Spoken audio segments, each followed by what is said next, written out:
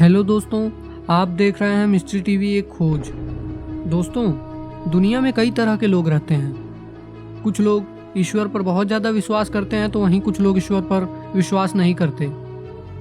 यही कारण है कि ईश्वर पर विश्वास करने वालों को आस्तिक और विश्वास न करने वालों को नास्तिक कहा जाता है। ऐसा ही मतभेद महाभारत को लेकर भी है। आपको बता दें कि महाभारत को महाकाव्य रूप में लिखा गया था। महाभारत भारत का ऐतिहासिक और दार्शनिक ग्रंथ माना जाता है। यह विश्व का सबसे बड़ा महाकाव्य ग्रंथ है।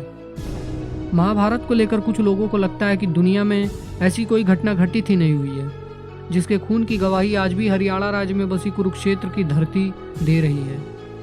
दोस्तों, भगवान श्री कृष्ण के सुदर्शन चक्र के बारे में तो आप सभी जानते होंगे। सुदर्शन चक्र को बेहद ही शक्तिशाली कहा जाता है।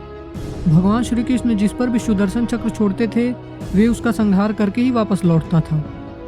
सुदर्शन चक्र एक ऐसा अचूक अस्त्र था जिसे छोड़ने के बाद यह लक्ष्य का पीछा करता था और उसका काम तमाम करके वापस छोड़े गए स्थान पर आता था।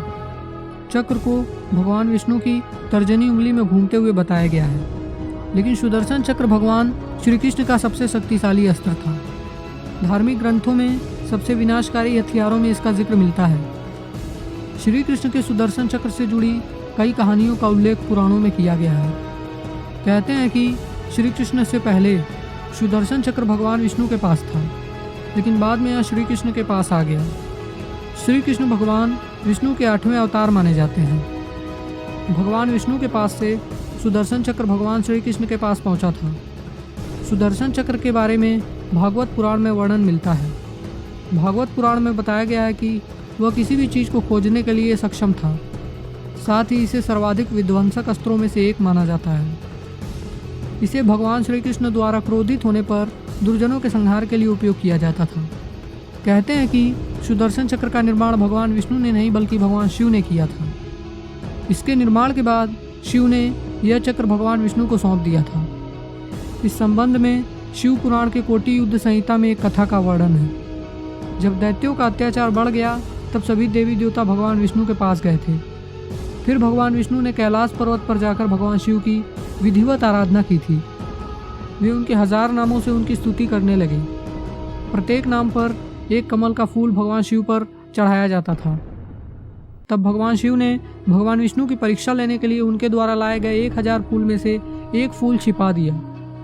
एक फूल कम पाकर भगवान विष्णु उसे ढूंढने लगे, लेकिन वह फूल नहीं मिला। तब भगवान विष्णु ने उस फूल की पूर्ति के लिए अपनी एक आंख निकालकर भगवान शिव को अर्पित कर दी। विष्णु की भक्ति देखकर भगवान शिव बेहद ही प्रसन्न हुए और उनसे वरदान मांगने को कहा। तब भगवान विष्णु ने दैत्यों को समाप्त करने के लिए एक अजेय शस्त्र का वरदान मांगा था, जिसके बाद भगवान शंकर ने भगवान विष्णु को सुदर्शन चक्र प्रदान किया था। चलिए दोस्तों, अब हम जानते हैं कि आखिर महाभारत युद्ध के समाप्त होने के बाद सुदर्शन चक्र कहाँ गया। दोस्तों, क्या आप जानते हैं कि महाभारत युद्ध में भगवान कृष्ण ने शस्त्र नहीं उठाया, क्योंकि वो जानते थे कि अगर उन्होंने शस्त्र उठा लिया तो उनके सामने कोई टिक नहीं पाएगा, सभी मारे जाएंगे। भगवान कृष्ण चाहते थे कि दोनों पक्षों को बराबर का मौका मिलना चाहिए, परंतु भगवान कृष्ण के पास ऐसी कौन सी शक्ति थी जिससे कि वह एक पल में ही युद्ध को समाप्त कर सकते थे। वो था भगवान श्री कृष्ण का सुदर्शन चक्र।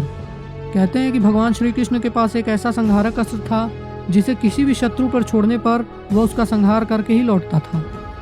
सुदर्शन चक्र शत्रु पर चलाया नहीं जाता था, यह प्रहार करने वाले की इच्छा शक्ति से भेजा जाता था। यह चक्र किसी भी चीज को खत्म करने की क्षमता रखता था।